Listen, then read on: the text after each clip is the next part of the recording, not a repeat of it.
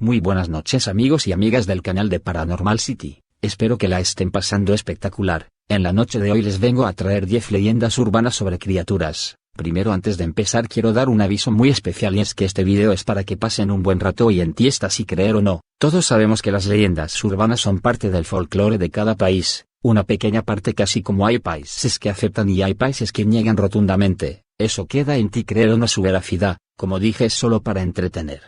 Bueno, sin más nada que decir, vamos para el video. La criatura. Andrea y Juan disfrutaban de una maravillosa luna de miel en las paradisíacas playas de Vietnam. Estaban alojados en un complejo turístico de lo más exclusivo, con playas de arena blanca, aguas cristalinas y a pocos metros de la jungla. Era uno de los pocos lujos que se habían podido permitir al celebrar su boda, pues en estos tiempos de crisis, más que nunca, había que tratar de ahorrar o los gastos de la boda se podían disparar. Pero los padres de ella habían insistido y asumido más de la mitad del precio del viaje, por lo que Juan y Andrea se aventuraron a cumplir su sueño de viajar a Asia y disfrutar de las que serían las mejores vacaciones de su vida. Los días transcurrían a toda velocidad, como suele suceder siempre que uno se divierte, y no podían haber imaginado un destino mejor. Vivían a cuerpo de rey sin tener que pagar nada. La pulserita que habían contratado con el pack de alojamiento les daba derecho a comer, beber y entrar en todas las discotecas totalmente gratis. Era un sueño hecho realidad del que dentro de poco tendrían que despertar para volver a su monótona rutina de trabajo en la ciudad. Cuando quedaban solo 2 días para tener que regresar, se hicieron amigos de un guía local que les prometió llevarles a una cascada que pocos turistas llegaban a conocer. El viaje no era muy largo, pero debían adentrarse en la jungla a pie, una caminata de unos 20 minutos cruzando la frondosa selva. La mañana siguiente salieron junto al guía, que con un machete en la mano iba abriendo camino entre lianas, hojas del tamaño de un paraguas y la vegetación más exótica y espectacular que los recién casados habían visto nunca.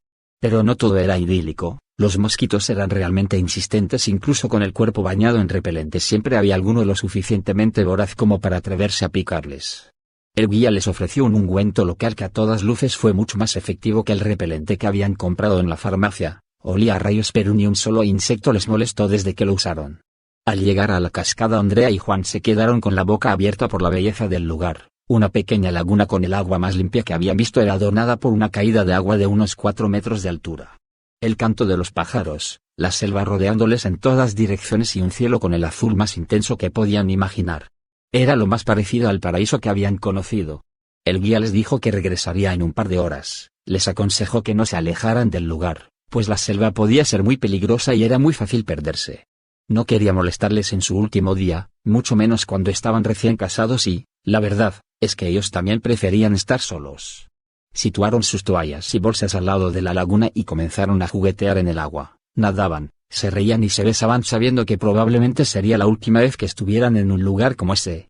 Media hora después, cansados de tanto juego, decidieron comer y descansar sobre la toalla y, casi sin darse cuenta, Andrea se quedó medio dormida, pero un fuerte pinchazo en el cuello la despertó de su sueño.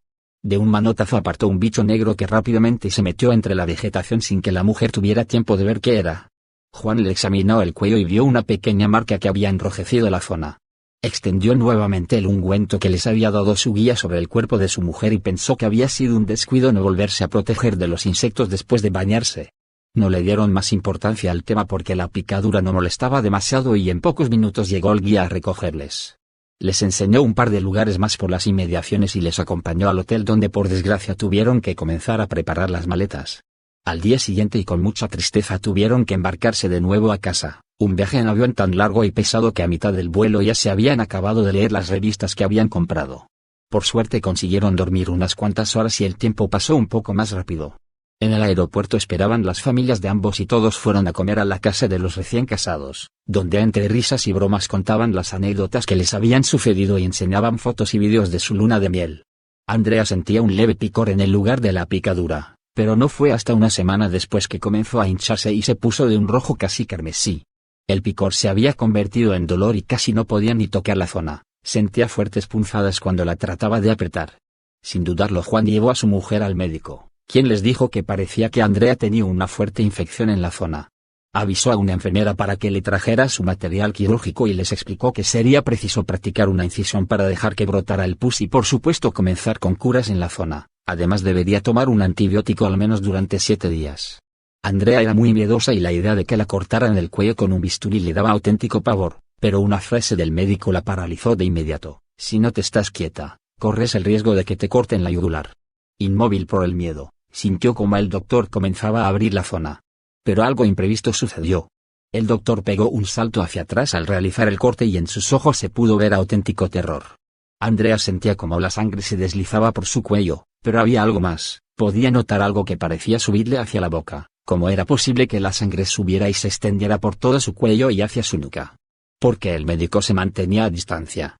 Segundos después la enfermera entró de nuevo en la sala. Había salido a petición del doctor para traer más gasas. Al mirar el cuello de Andrea comenzó a gritar desesperada y salió de la habitación pegando un fuerte portazo. En un movimiento reflejo se llevó la mano al cuello y pudo notar cómo lo que ella pensaba que era sangre le comenzaba a trepar sobre sus dedos.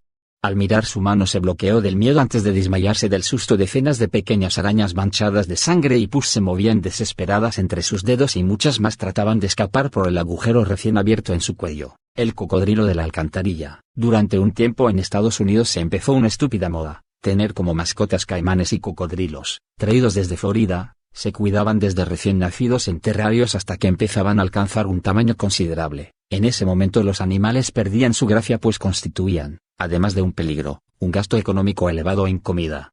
Ese era el momento de deshacerse de la mascota y qué mejor manera que dejando en libertad al animal que había ganado el cariño de su dueño tras tanto tiempo a su cuidado. La leyenda cuenta que el mejor sistema de liberar al animal era por el desagüe del inodoro. Reducidos grupos de estos caimanes conseguían sobrevivir en las alcantarillas alimentándose de ratas y desperdicios e incluso llegaron a reproducirse en las cloacas. Tras varias generaciones los caimanes supervivientes mutaron y perdieron su visión, así como su pigmentación, convirtiéndose en seres ciegos y albinos que reinaban las profundidades de la ciudad. La leyenda llegaba más allá pues según relatos de terceras personas algunos indigentes que bajaban a las cloacas a refugiarse del frío e incluso algún operario municipal encargado del mantenimiento de las alcantarillas habían desaparecido supuestamente devorados por estos animales. ¿Qué hay de cierto en esta leyenda? La leyenda se cae por su propio peso pues ningún caimán o cocodrilo podría sobrevivir a las bajas temperaturas del invierno de New York. Además, en caso de poder soportar las bajas temperaturas, la acción de los compuestos químicos nocivos que habitualmente se tiran por el desagüe y las bacterias que pueblan las alcantarillas les habrían causado enfermedades que habrían acabado con los reptiles. Por otra parte, recordemos que la leyenda se centra en ciudades como New York. De existir realmente esos animales mutantes se habría encontrado algún ejemplar y más teniendo en cuenta que según las descripciones los cocodrilos alcanzaban tamaños considerables.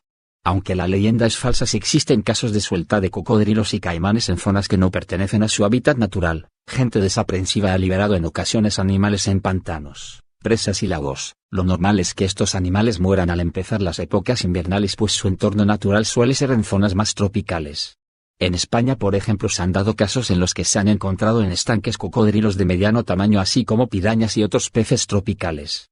Esto supone no solo un grave peligro para las personas y mascotas sino también para la fauna autóctona que se encuentra con un depredador para el cual no tiene sistema de defensa. 3. El pombero. El pombero es un ser originario de la mitología guaraní. Algunos autores difieren en esto, muy popular en Paraguay, en ciertas partes del sur de Brasil, y en zonas argentinas como Misiones, Corrientes o Entre Ríos.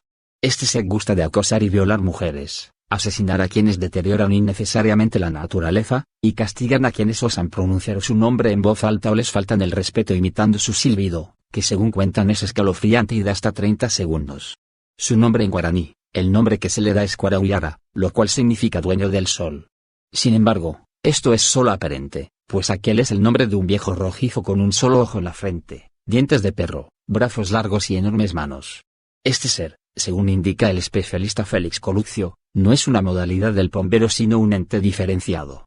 Así, los verdaderos orígenes de su nombre habría que buscarlos en el sur de Brasil, donde se llama pombeiro al que espía, y en los aborígenes de las pampas argentinas, que llaman bombero al explorador que marcha en la línea de avanzada cuando se están efectuando tareas de reconocimiento. De ahí, se cree que el nombre puede ser una fusión de ambos, o una deformación de uno u otro.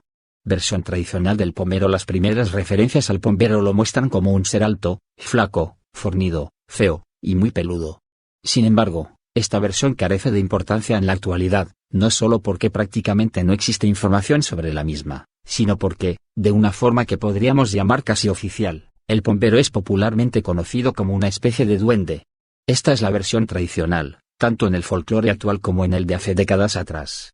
En la versión, la tradicional, que nos ocupa, el bombero es una especie de hombrecillo pequeño, feo, fuerte, moreno, muy peludo, de brazos largos y manos enormes, codos y rodillas sin articulaciones, por lo cual hace movimientos toscos y grotescos, piernas cortas con pies invertidos que desorientan a quien lo intenta rastrear, un enorme miembro viril para abusar carnalmente de las mujeres, una barba larga en ciertas versiones, tan grande que le cubre el miembro, un sombrero de paja y una bolsa al hombro, aunque lo de la bolsa es dudoso, pues proviene de su confusión con el Karibosa, otro ser mitológico. Sean cuales sean los detalles de su aspecto, el bombero ronda por los bosques, suele refugiarse en casas u otras construcciones abandonadas para descansar, y nunca deja de viajar, al menos entre las zonas en que se lo ha visto. Sus habilidades son diversas. Puede hacerse invisible y delatar su presencia a través de algo tan sutil como un escalofrío en quien supuestamente es tocado, puede deslizarse en espacios muy estrechos, correr velozmente en cuatro patas, imitar el canto de muchas aves, sobre todo nocturnas, el silbido de una persona y el sonido de víboras u otros animales. La misión principal del bombero es la de cuidar a la naturaleza, vigilando el monte y velando por las vidas de los animales salvajes. Por ello, y si bien permite la cacería, se enfurece cuando ve que un cazador mata más de lo que consumirá, cuando un pescador solo busca entretenerse, cuando un leñador corta madera que no empleará y, en suma, cuando cualquiera produce injustificadamente un daño a la flora o fauna. Su vigilancia es casi imposible de burlar, ya que supuestamente puede metamorfosearse y, por ejemplo, estar observando todo en forma de lechuza. A la hora de castigar, el bombero puede ser realmente implacable y cruel. Por ejemplo, en algunas partes de Argentina creen que, si encuentra a un niño cazando pájaros, lo tomará a la fuerza y lo abandonará lejos de casa, muerto o atontado, dependiendo del caso. Concretamente en el Chaco, Argentina, se cree que el bombero puede chuparles la sangre a los niños, dejándolos secos y colgados de algún árbol. Tal y como los duendes tradicionales, el bombero puede ser travieso y fastidioso, libera vacas y otros animales de sus corrales, dispersa gallinas u otros grupos de animales domésticos o salvajes, roba tabaco, desparrama maíz, consume miel si la encuentra a su alcance, se coge los huevos de las gallinas, y tumba a los jinetes de sus caballos, entre otras cosas. Particularmente conocida es la lascivia del bombero. Aprovechándose de su invisibilidad, suele despertar a las mujeres con caricias malintencionadas, sobre todo si duermen fuera, como sucede a menudo en verano. Ciertas mujeres han sido violadas por el bombero, y cuando tienen un hijo de él, suele ser algo parecido al padre, desgraciadamente. En este tipo de afán el bombero, cuando se ha prendado de la belleza de determinadas jóvenes, ha llegado a raptarlas. Dicen algunos que, para esto, puede hipnotizar, las ha violado en el bosque, y ahí las ha dejado abandonadas, generalmente embarazadas, con la ropa rasgada y el cuerpo cubierto de tierra y mal olor. El bombero apesta. Sin embargo, gusta de violar salvajemente, a manera de castigo, a las esposas infieles y a las jóvenes que han crecido sin bautizarse. Hasta aquí parecería que las elegidas del bombero están perdidas, pero muchos creen que, si éstas le ofrecen miel o tabaco de buena manera, el bombero habrá de dejarles intacto el honor. Ahora, y pese a ser violador, el bombero también tiene su lado sensible con las mujeres. En efecto, en Corrientes, Argentina, creen que se suele enamorar de las embarazadas que están gestando niñas, y que las protege cuando duermen o andan solas en la oscuridad, delatando a veces su presencia en algo tan suave como un pillar de pollito. Por otra parte, uno puede ganar la amistad o simpatía del bombero si le hace regalos. Hay que dejarle tabaco, miel o licor, en algún banco o silla o en un lugar visible atrás de la casa, pronunciando una corta oración o ruego. Cuentan que, si se llega a obtener su amistad, cuidará la casa, el rancho, los animales y las pertenencias del favorecido, además de que le guiará donde están las presas más grandes para cazar, los peces más gordos y jugosos, y los frutos más frescos y exquisitos. Sin embargo, ganar la amistad del bombero no es tarea sencilla, pues las ofrendas deben hacérsele por 30 noches seguidas sin interrupción, aunque también, si se desea un favor concreto, sobre todo en lo que es encontrar cosas perdidas y tener éxito con los cultivos y los animales de granja, se puede pedir primero el favor, decirle lo que se le habrá de dar por 30 noches seguidas, esperar a que el favor esté cumplido y entonces proceder a cumplirle lo ofrecido. Y es mejor que así sea, porque el bombero se enfurece cuando hace un favor y no es retribuido. Como contraparte a lo anterior, hay quienes han ganado la enemistad del bombero. Si esto es así, la persona enemistada oirá ruidos extraños en casa, verá objetos que se mueven, puertas que se abren, cosas que se caen sin explicación, o incluso pasos y voces sin fuente aparente. Esa persona mejor no debería salir de cacería, pues el bombero intentará confundirle en la espesura del bosque, de la cual quizá no vuelva vivo. Otra cosa a tener en cuenta, Es que alguien puede irritar al bombero sin llegar a ser su enemigo, pero sí experimentando desagradables consecuencias y, de reincidir, seguramente tendrá la enemistad del bombero. Cosas que lo irritan, además de dañar innecesariamente la flora y fauna, son el pronunciar su nombre en voz alta, el imitarlo, esto hará que conteste con estremecedores sonidos, y el no hacerle jamás ningún regalo.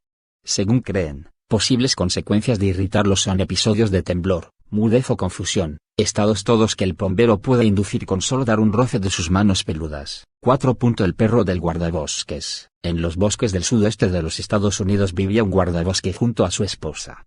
Durante 7 años habían intentado en vano tener un hijo y nunca lo habían logrado.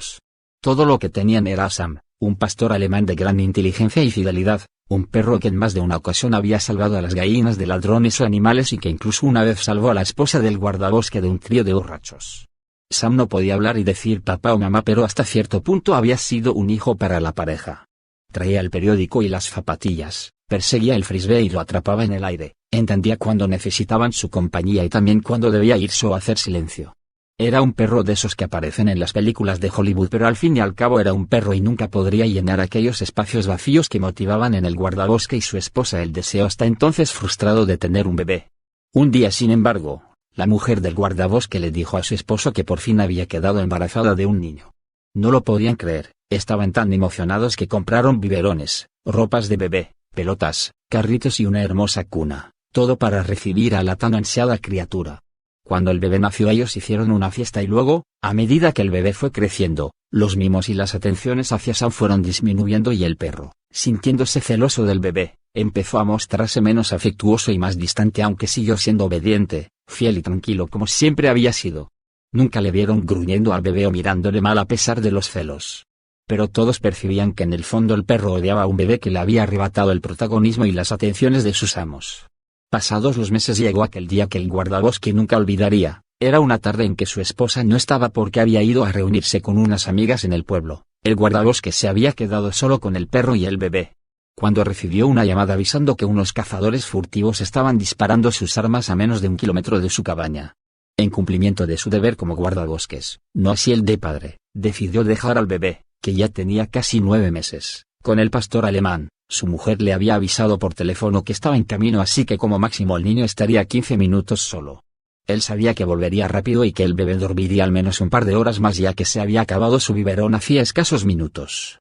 Le indicó entonces a Sam que cuidase de su hijo, cogió su escopeta, cerró la puerta de casa y se marchó.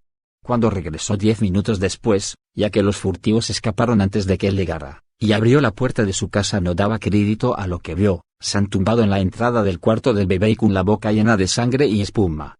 De un salto pasó por encima del perro y entró en la habitación del niño. El espectáculo que se encontró le marcaría de por vida. La cuna del niño estaba volcada en el suelo contra la pared, la mesita de noche tirada en el suelo y la cuna, sábanas e incluso el suelo y la cortina manchadas de sangre, sangre que el mismo perro se lamía de sus patas.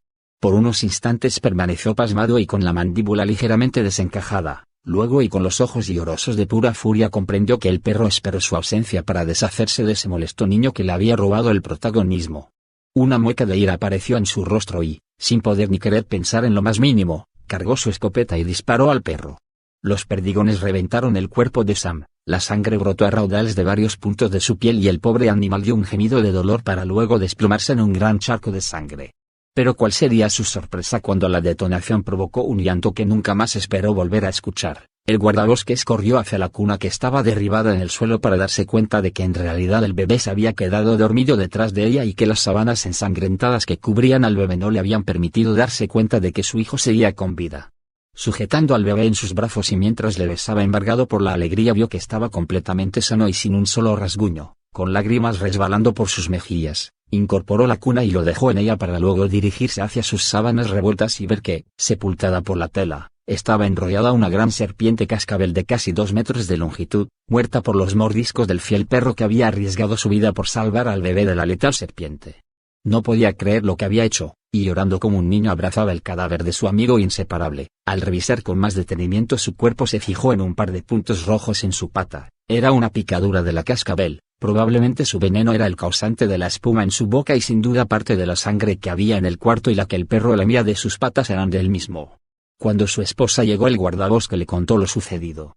Dicen que fue tal el remordimiento que tuvo que gastó casi todos sus ahorros para enterrar al perro como habría enterrado al hijo que, gracias al fiel pastor alemán, no murió aquel día. 5. El cadejo. La leyenda del cadejo o de los cadejos está presente en casi toda Centroamérica, en México, y al extremo sur en Argentina.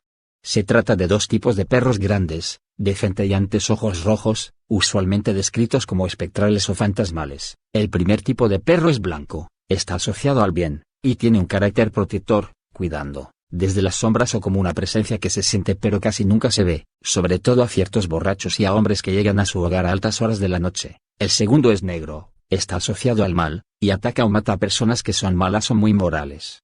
Según se cuenta, ambos tipos de cadejos son enemigos encarnizados, que cuando se enfrentan entablan salvajes combates, en los cuales siempre hay tiempo para que la persona, puesta en peligro por el cadejo negro, consiga escapar. No obstante, esto no sucede siempre, pues los cadejos negros generalmente atacan al tipo de personas que no protegen los cadejos blancos.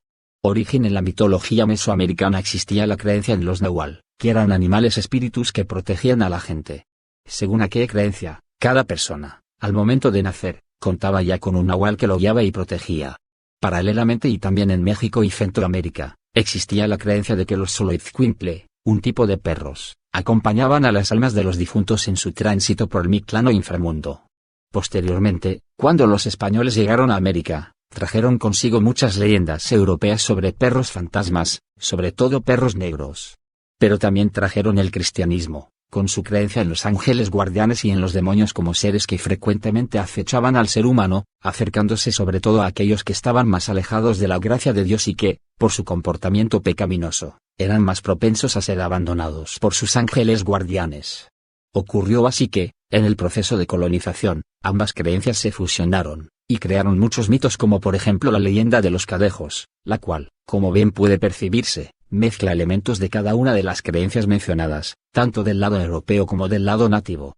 Por este motivo el cadejo blanco y el negro pelean interminablemente como los ángeles contra los demonios, y como los dioses Quetzalcóatl y Tezcatlipoca. 6. Grilla el monstruo navideño. Los niños islandeses saben muy bien que deben portarse bien durante todo el año, de lo contrario podrían acabar como la cena de GRY con acento agudo, una gigantesca criatura mitad troll mitad animal que cada año, y únicamente por Navidad, baja de la cueva donde habita a secuestrar y guardar en su saco a todos los niños que han sido desobedientes. A pesar de que pasa la mayor parte del tiempo en la montaña, donde se esconde en una cueva imposible de localizar, es capaz de distinguir qué niños han tenido un mal comportamiento y cuáles han sido obedientes.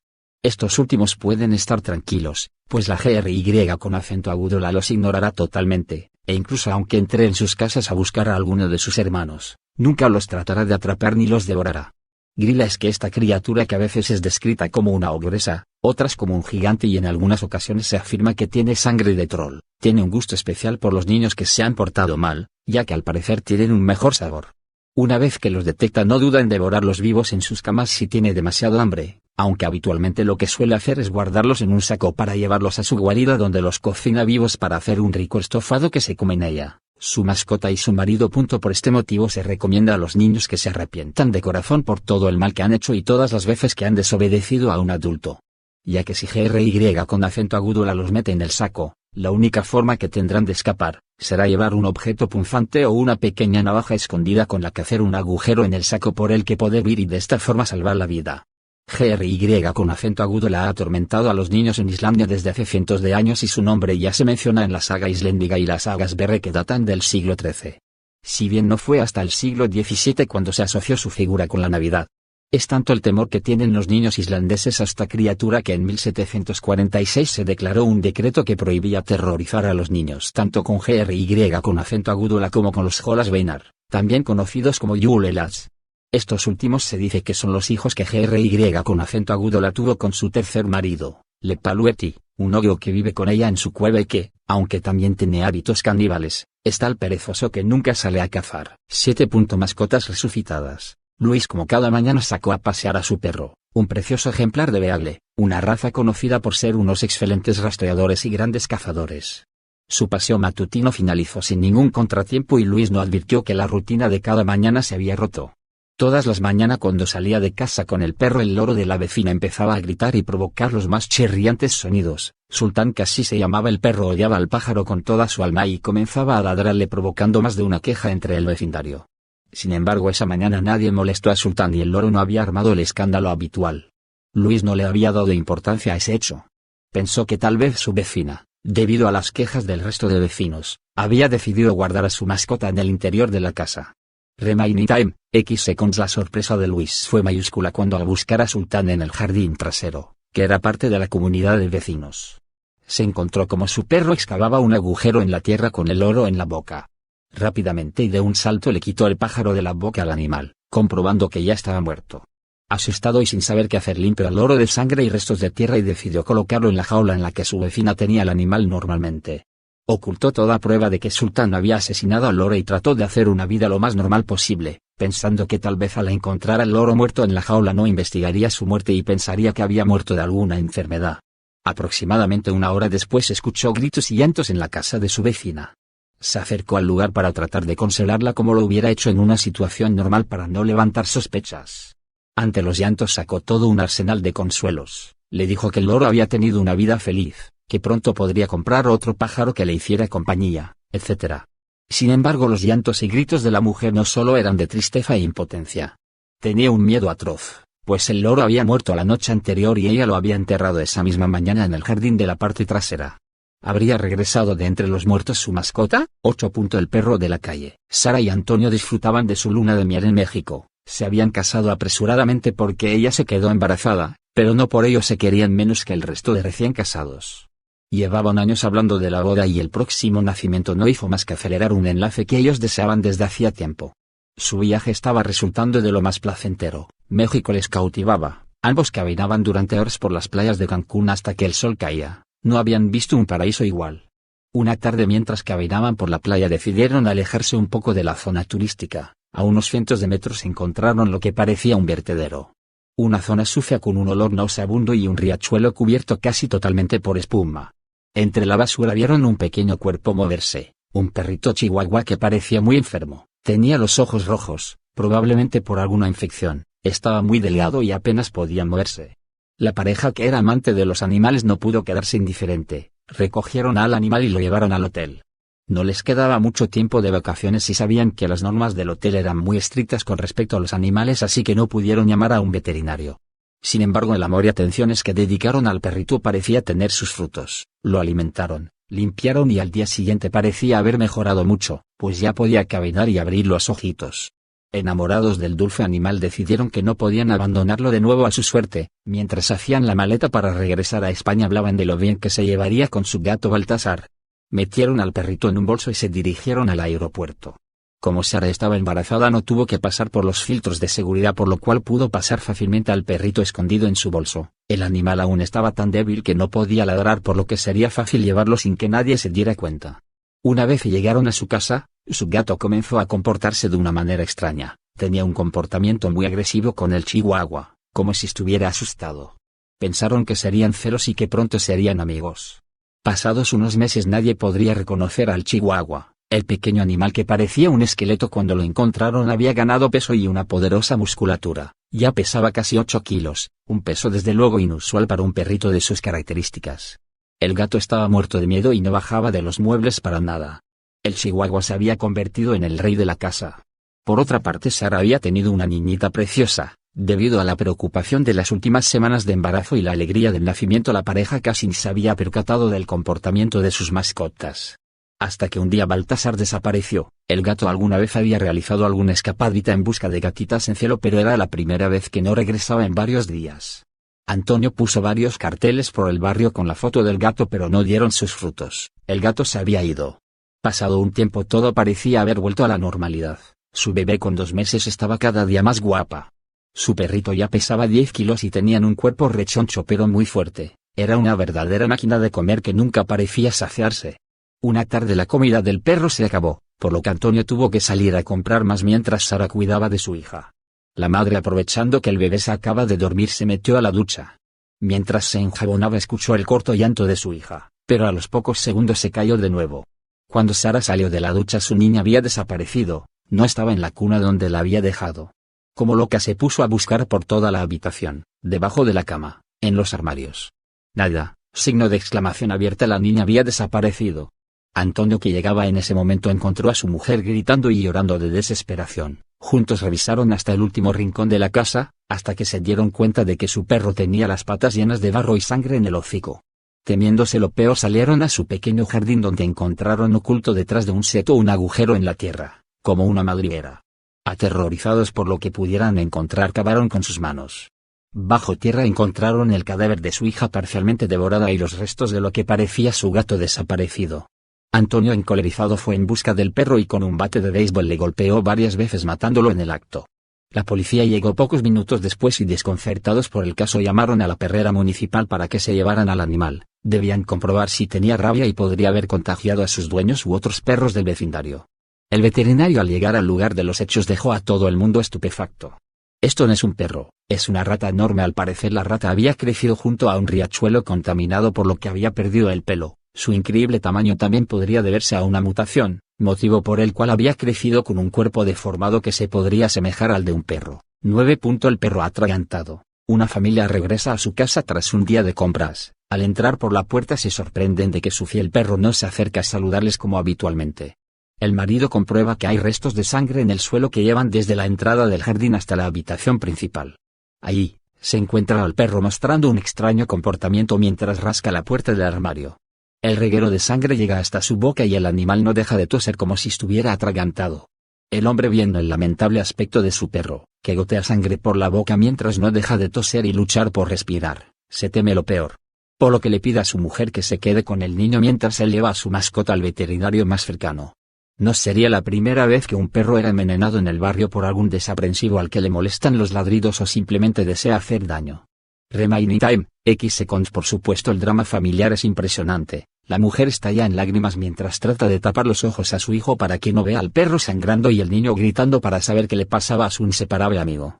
Ambos se quedan desconsolados mientras el hombre lleva al perro en brazos hasta el coche familiar. Al llegar al veterinario es inmediatamente atendido en la sala de urgencias, donde se comprueba que el perro tiene un corte muy profundo en el hocico. El corte es muy limpio, como hecho con un cuchillo. Pero eso no es lo que más le preocupa al veterinario. El animal parece extenuado y a punto de ahogarse, ya que le resulta casi imposible respirar, por lo que deciden sedarlo con la intención de buscar el objeto que parece impedirle tomar aire. Finalmente el veterinario empieza a sacar un objeto sanguinolento que inicialmente no es capaz de distinguir. Al extraerlo completamente se dan cuenta de que es un dedo humano que parece haber sido arrancado de un mordisco por el animal. El hombre palideció al comprender por qué su perro no se despegaba de la puerta del armario y por qué el reguero de sangre llegaba hasta allí.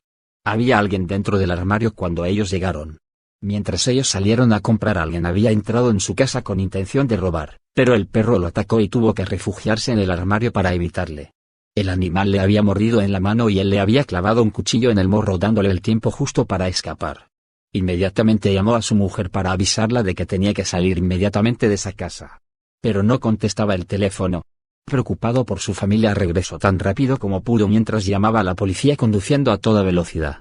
Al llegar ahí se encontró lo que más temía. En su ausencia, el ladrón aprovechó para salir del armario y, enfadado por la herida que le había infligido el perro de la familia, se vengó degollando a su mujer y su hijo antes de escapar. 10. No juegues con las langostas. Una mañana alrededor de las 5 a.m., Susan Deluxe, de 22 años, despertó en su casa de Kittery, Maine, con una dolorosa necesidad de orinar. Al principio pensó que tenía diarrea, excepto que se trataba del orificio corporal equivocado. Se aproximó tambaleándose al baño y de su vagina salió el ruido más horrible y nauseabundo jamás oído. Envuelta en un dolor paralizante, Miss Deluxe continuó durante unos minutos, empujando y expulsando a chorros de su vagina una marea ardiente de inclasificable inmundicia.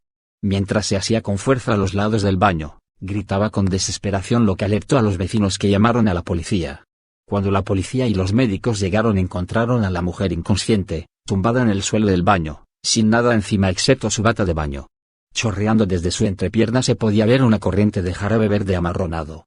El médico decidió cambiarla a un lugar más ancho, así que cogió su pierna izquierda, cruzada sobre la otra pierna para enderezarla hacia afuera, y aquella se encontraba tumbada retorcidamente. Cuando él levantó su pierna izquierda, pretendiendo enderezar su cuerpo, expuso su vagina y en ese momento una criatura, no más grande de la extremidad de un dedo, salió de sus órganos genitales y aterrizó en el suelo estallando en un húmedo sonido. Impresionado el médico miró fijamente la criatura que reposaba ahora en los azulejos del cuarto de baño, recubierta por una capa mucosa. Era un camarón minúsculo del fango que se retorcía con saltos a un lado y a otro casi jadeando por agua. El médico horrorizado volvió su cara al baño mientras sentía como las náuseas le envolvían. Cuando puso su cara sobre el baño, la siguiente visión fue tan horrorosa que hasta el día de hoy no puede mirar un baño sin convulsionar. La totalidad de la taza hervía con crías de camarón del fango marrones que se movían saltando y salpicando con ritmo furioso. La muerte de Susan de Luckfi fue el resultado de una combinación de impresión y traumatismo craneal. Cuando terminó, se levantó de la taza llena de dolor y vio lo que había hecho. La impresión fue tal que se desmayó y se cayó, rompiéndose la cabeza contra el baño y luego contra el suelo. 2 noches antes del suceso había comprado en la pescadería una langosta viva.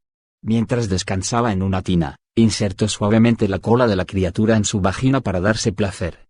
En ese momento sostuvo un mechero en la cara de la langosta, lo que le llevaba a mover su cola en violentos y espasmódicos movimientos. Los médicos encontraron una cinta XXX de contenido lésbico en la videocasetera y la televisión justo delante de la tina. La langosta fue encontrada en la basura de la cocina envuelta en una bolsa de papel. Se encontraron restos de Anne de Luckfi en la langosta junto con pelos púbicos entre las juntas de la cola de la langosta. El intestino y colon de la langosta estaban llenos de huevos de camarón del fango. Los especialistas creen que la langosta los había comido previamente, por lo que se supone que la langosta excretó los huevos en la vagina de Miss de Luckfi cuando ésta lo torturaba. Estos huevos son comunes en el agua de las pescaderías en los mercados y son generalmente inofensivos ya que mueren al cocerse. El camarón del fango de Maine solo tiene 2 días de gestación y de Luckfi estaba solamente a 4 días de su periodo. En ese punto de su ciclo menstrual, su matriz tenía el equilibrio perfecto de pH para incubar al camarón de fango, versión más grande de los populares Salmon Case, tan vendidos en los Estados Unidos. Durante la noche los huevos comenzaron su ciclo y el camarón del fango empezó a doblar su tamaño cada 10 minutos. Pueden imaginarse el intenso dolor interno que sufrió al despertar esa mañana y dar a luz a 1000 crías del camarón del fango. Signo de interrogación. Espero que les haya gustado el video. Si es así, les invito a darle un me gusta al video y también a que se suscriban al canal. También les estaré dejando abajo en la descripción para que pasen a mi página en mi Facebook y también en mi email, para cualquier cosa con relación a lo paranormal. Sin más nada que decir, me despido de todos ustedes deseándoles un buen descanso y un buen inicio de semana. Hasta la próxima.